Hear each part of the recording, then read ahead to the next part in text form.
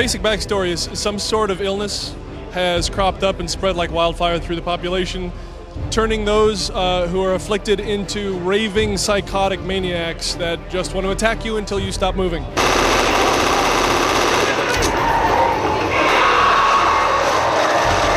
The fundamental gameplay that we've been pushing on since the beginning is explicit cooperation. This is a cooperative game where the only way to win is to work together. The simplest way is we surround you with so many zombies that you physically can't survive on your own. In more detail, there are several layers of game mechanics that directly encourage cooperation. There are several attacks that will completely incapacitate you, and if you don't have a friend around, you're done.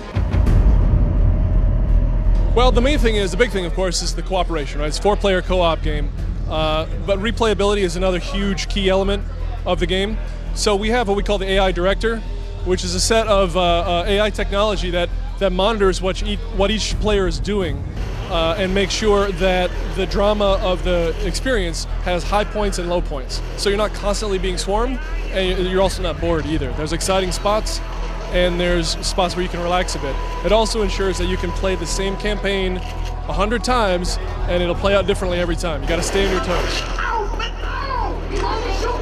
Instead of having a map designer go in and place every single enemy in the map by hand, we have a set of AI algorithms that can place all those enemies procedurally, right? I say procedurally instead of randomly because random implies it has no rhyme or reason, it's just crapped out there, right? But procedurally, we have several algorithms that are looking at interesting criteria and placing the enemies so you have an exciting game experience, but you never know where they are. So you may have played the game before, but you come to it this time and it's a whole new experience. We do dynamic things with effects, color correction, that sort of thing, based on your state and what the director thinks your state is. And the music is also dynamic and it's unique per player.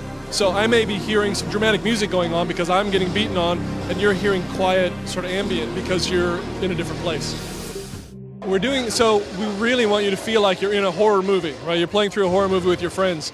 So we're doing a bunch of things with the art style and the art look to reach that goal, as well as doing things like color correction, which is usually, it's a post-processing thing done usually in films that we can actually do in real time now in games, where we bring up contrast in certain areas, we desaturate certain colors, like in this case we may leave the reds bright because we want the blood to really pop but everything else to get dropped back. We do film grain, so the actual, instead of looking like a video, it looks more like film with a little bit of grain action going on, which actually helps bring up detail in dark areas, important for our game. We do vignetting, which basically darkens the border of the screen, which is another sort of filmic look, but it also makes you feel a little claustrophobic. The major thing with the melee combat, all survivors, by default, your right mouse click does a push-away attack, takes your gun and just whack. And in this game, it's incredibly valuable. It's really useful. You can knock back whole hordes, and it's just something very satisfying about the zombies coming in, you smack and they all go sailing back, and you take your shotgun to them and end them. It's something we haven't seen in a lot of other games. We've seen other games that have some sort of melee attack, but ours is a primary function. Yeah, we have a lot planned for after we ship the game. I mean, obviously, it's a Valve game. It's on Steam. We've got a great channel to our community. We've built a bunch of new technology for ease of matchmaking and playing with your friends for this co-op game. And we plan to add a lot of content, continue to add content after we ship. The mode that we're showing today is a pure co-op mode, right? So it's just 4 survivors working against the AI. That let us really focus in on the co-op gameplay and make that tight. However, we have for years had a player versus player, where you can play as survivors or the infected. We're still retaining that, but we're breaking that into a separate mode where we can really focus on the strengths of that mode and really push that so it's as fun as possible for both sides in that situation. Exactly what shape that PvP mode takes, we're still working out. You can play as the zombies, yes.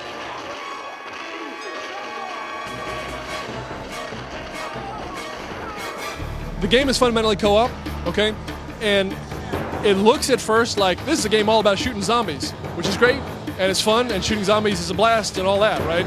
Really, it's a game about working with your friends. It's a game about trust. A lot of griefers in our experience tend to be pretty selfish players, which tends to self-correct in this sort of game. I mean, So we also give you mechanisms to police this, right? So you have your friends list, first of all, right? If you play with your friends, more or less the problem is solved. If you're playing with other people, we have voting mechanisms where you can vote people off and get rid of them. And in the game where there's only 4 of you, it's very clear who's being a jerk, right? It's not some mystery like he said this and they said this, right? You know, that guy's being a jerk. And then in addition, you know, if you're going to pull a Burke and go run off and leave the team, they're going to eat you, right? So like I said, it kind of self-corrects. All right, Left 4 Dead is shipping November 4th on both the PC and the 360. Reloading!